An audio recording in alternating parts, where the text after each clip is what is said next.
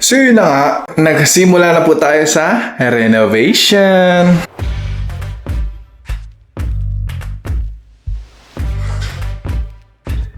Makita nyo, itong buong bahay is i-renovate po natin.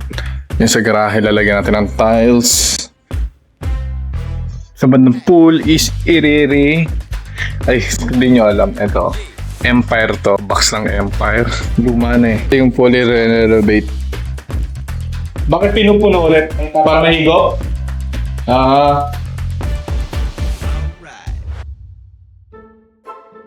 Magagamit pa naman yan, no? Tabi na lang muna. Tapos, sa man di nakakalam ko ano yung i-renovate sa bahay. Eto, yung sala, yung office ko, yung kitchen, yung pool, yung kwarto namin, yung CR and everything. Para kapag mag-house tour na tayo, gusto ko maganda. Diba? Yan lang naman. See you! So, patapos na po sila. Dirty kitchen nilalagyan na. So yan, nag-aaral na sila ng tiles. Ngayon yung Sukabumi. Request ni AJ Perez. Ang Sukabumi tiles. Meron na pong bubong. At cement finish na po yung tawag dyan? Pader. Ay, may bago pala. Ayan. Soon mag-ano na tayo ng tawag dito? Ng ano tawag doon? House tour. Bye-bye!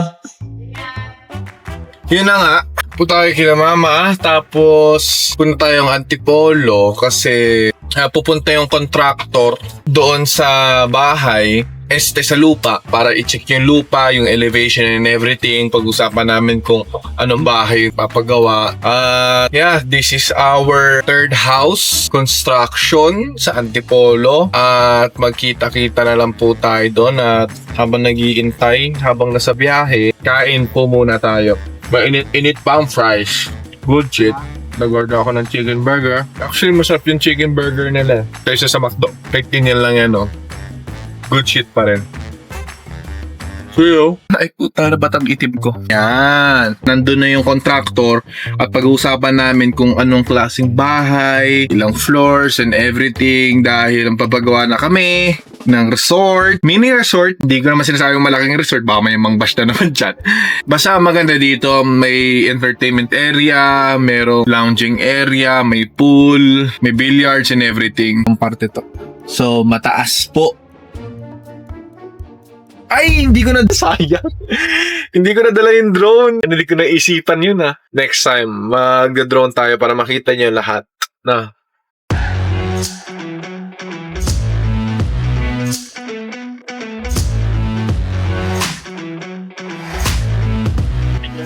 Hello! Okay, miss ko kayo Ano siya? Pagpo-graphics learning. Hindi pati yung soil test. Hindi naman sir. Kung hindi naman tayo abutin yung story, hindi na required ng soil test. Yung topographic survey sir, para makita yung saktong slope, yung talaga actual mo. Pag na-clear sir, balikan namin. Sino maglalagay ng mahod? Sir, sa under Santa Lucia sir, no? Prime is. Prime is. Kung may in-house po silang Pero kung wala naman sir, kami na yung tayo na yung mag-provide nun. So ngayon pupunta kayo sa Prime East. Sir, email. Pero nakita niyo yung mga sample na sinend ko sa inyo? Apo sir, ito rin po ba sir yung lot na pinastart yun ng design before? Hindi. Parang bukod, iba yun Iba yun. Iba yun. Pero Kaya- dito din yun. Sa kabila yun. Iba pa to. Okay. Iba lupa to. Iba pa yung malaki sir. Iba pa yung malaki. Kaya ako tinanong sa inyo yung huli, kung ilang square meter yun, kung 1,000 square meter or 2,000. Pero ito muna, gusto ko muna testingin yung capabilities niya. Maganda dito yung location. Ito yung pang-5. Yung limang lote. Pero yung design na sinend ko dito is gusto ko yung parang valley style. Ganun din, may pool din and everything. Swerte nga ng bahay na yun. Taas niya. Pero feeling ko na same lang naman kung Pero mas tanggalin yung palakay mas may rooftop. Kita niyo yung sa escalator? Grabe, no? Putangin na. Parang nasa sir nasa tuktok tapos. Oo. Pero dito okay na dito. At least dito mahal. Kasi doon kasi commercial So, pag doon ako kumuha, maraming tao, maraming dadaan, yung parking, Okay din pala kapag ano, pag hapon. Tapos bala ko dito, yung high ceiling niya, ano ba yung average high ceiling? 9 meters? Yes sir, pag ano, hanggang bubong ng second floor yung ceiling po. Makarapin, nasa 7 meters, ganun po. Bala ko kasi dito, napanood nyo na ba yung kay Slater Young? Oh, Monterrazos Prime. Po. Di ba pagkapasok mo, parang glass ka agad sa harapan? Po sir. Pero ito yung project namin sa Antipolo, so katabit lang to ng Cloud9. Ilang square meter yan? 1,000 na Mahigit na. Exceed pa yan, sir, ng 1,000. In-exceed nyo yung 1,000? Wala po siyang restriction dun eh. Special kasi yung lot niya eh. Ilan to na may-ari niya? Tandaan na sir. Senior na yata sir. Balang araw.